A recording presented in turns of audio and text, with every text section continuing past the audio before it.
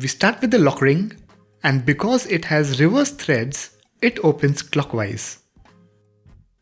I'm using my trusty little ice pick to push the ring. You can also use a punch. The lock ring is free. Now let's use a freewheel tool to remove the freewheel that we loosened in our previous video. That was easy. Let's remove it from the hub. And there.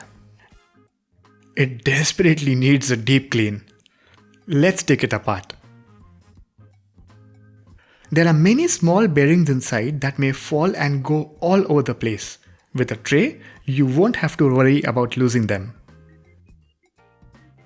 A few turns should open the ring.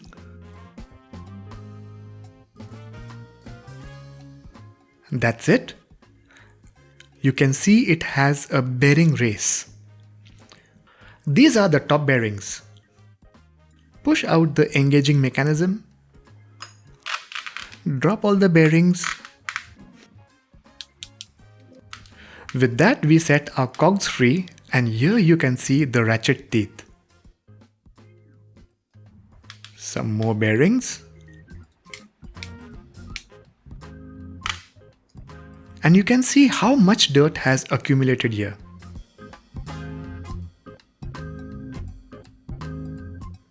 These spring-loaded bits are called pawls.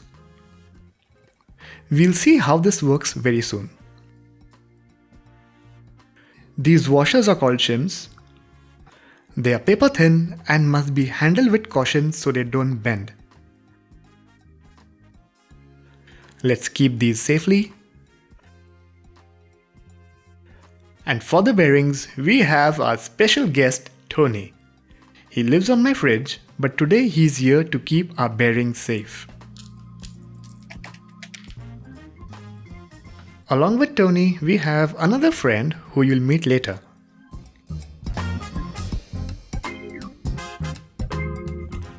We'll start with these. I'm spraying them with kerosene to melt all the gunk. Works fine for me. You can also use diesel or any degreaser. Shims are easy. Simply wipe them clean.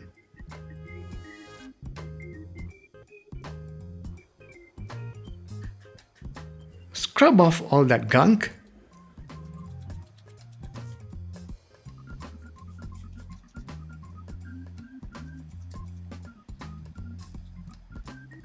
Wash down all the dirt. Wipe it clean. And this technique never fails. Check this out.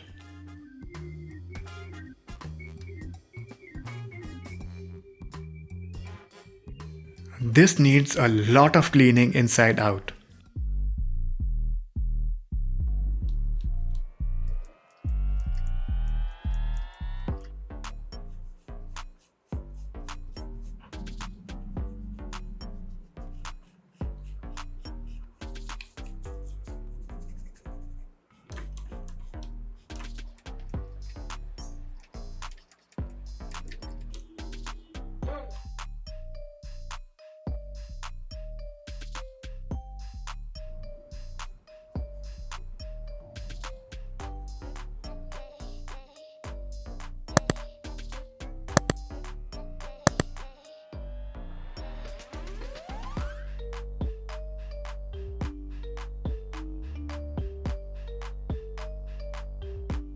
Thank you, Tony. Cleaning ball bearings is super satisfying. Wet them with kerosene and wipe them clean. Let's get Tony to keep these safe. And we also have Gary to take care of the rest. And they definitely deserve a like for their help.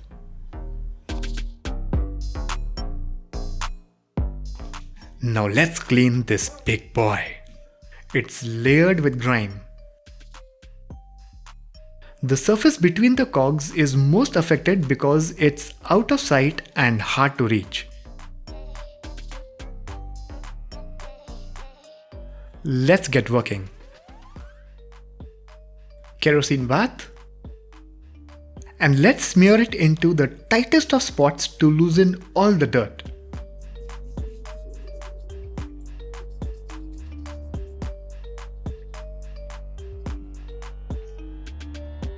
I'm giving it an hour's break for kerosene to work its magic.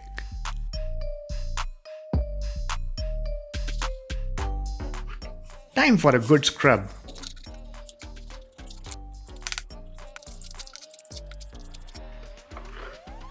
We need to dislodge the dirt between the cogs, and this is the most apt tool.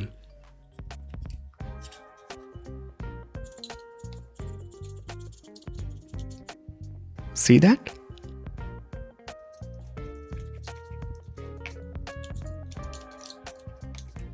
Washing down all the dirt.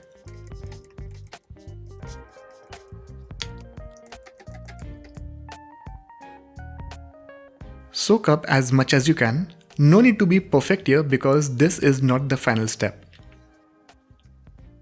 That's it. Let's wash off all the dirt and grease like we did in our chain cleaning video. Some hot water. Should be comfortable for your hands. Some detergent powder.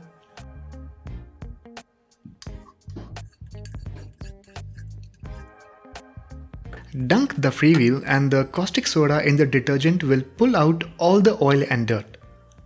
This process is slow and will take about half an hour. And you can already see some action taking place.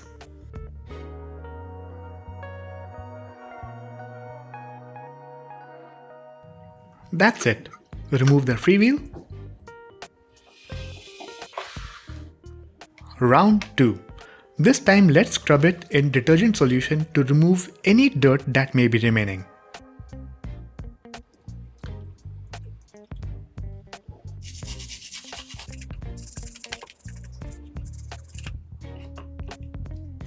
Some dirt has come off and the water has turned slightly muddy. Nice! That looks clean.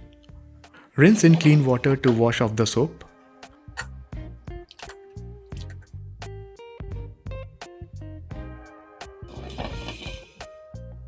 Soak up as much as possible and then leave it to air dry.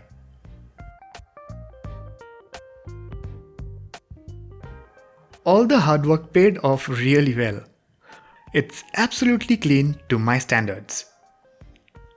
No dirt anywhere, not even in the tightest of corners. All that text is so clear.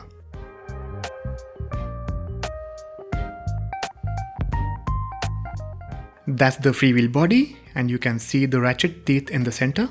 There are two spring-loaded balls on opposite sides. That's the spring. Now these balls slot between the ratchet teeth, and the shape of the teeth allow rotation in only one direction. When not cranked or rotated in the opposite direction, the balls slide over the teeth, making that tick-tick sound.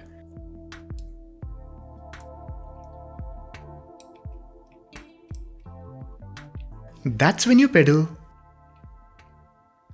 and that's when it's idle. One set of bearings go here, the threads face out, and another set of bearings go on top.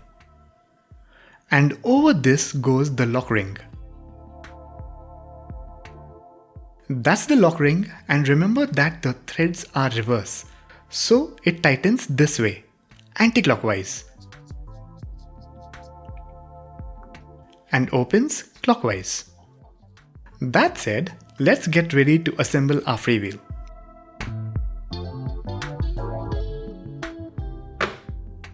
Here I am using WD-40 to only wet the Freewheel because it's bone dry after washing. It's not a primary lubricant but an effective remedy to prevent rusting. Alright, looks good. That's the rest of the gang. Now let's solve this mechanical puzzle.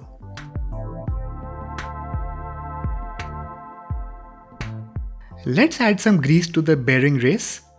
Don't ask me the brand, you can use any grease.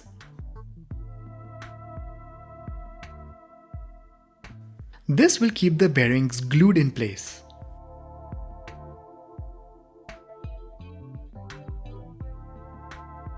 Get ready to welcome Gary and Tony.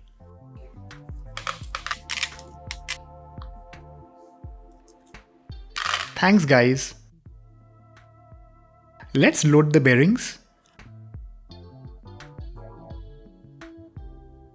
Goes in like that. Smarter way is to take some grease on your fingertip, pick a bearing and place it. Load the rest.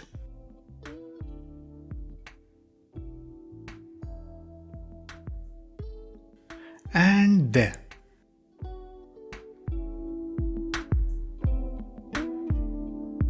This part requires steady hands. Let's slot this thing into the ratchet. Press and rotate in the opposite direction. We have one side down and that's the other side. Works fine. Alright. Now the top bearings. Let's load the bearings in the lock ring bearing race the same way. Wow, this is so therapeutic.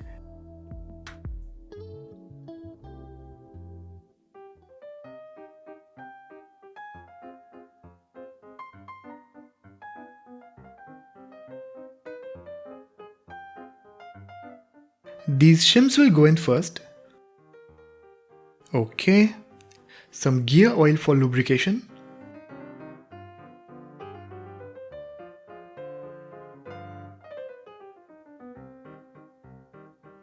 Place it like that. Tap it lightly to press it down. And we just need a few turns to lock it in place. Rotates perfectly. Looks good. We just need to tighten the lock ring and get rid of all the excess grease that oozed out. Wow, this is such an awesome fidget toy. Let's wipe all the excess grease.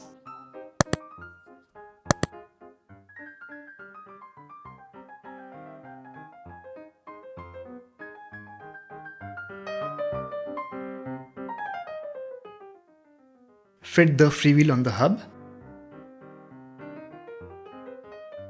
Clockwise to tighten. Use the freewheel tool and a spanner. This is only to hold it in place so we can tighten the lock ring. That should be enough. Whoops! We need to force this anti-clockwise. So we'll strike it here. Hammer lightly till it rotates no more.